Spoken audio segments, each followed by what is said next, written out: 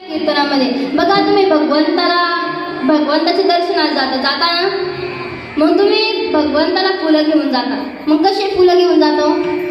सुकलेले फुलं घेऊन जाता का?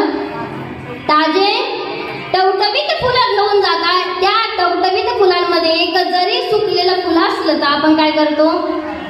बाजूला काढतो. तसंच जर भगवंताकडे जायचं म्हटलं ताजे तवाने असतानाच का अर्पण होऊ नये?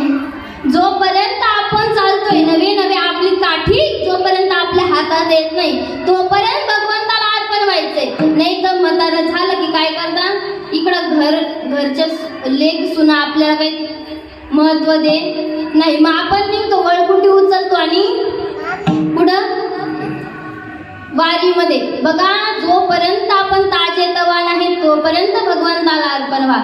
एकदा की आपलं वय निघून गेलं की भगवंत सुद्धा आपल्याला जवळ घेत नाही. म्हणून भगवंतापर्यंत पोचायचं असेल ताजे तवाने असतानाच कीर्तनामध्ये या. तरुणा भाग्यवंत नटे, हरिकीर्तन नवे नवे कीर्तनांचा आनंद घेता आला पाहिजे. आपल्याला कीर्तनामध्ये नाचता आलं पाहिजे. महाराज नाचू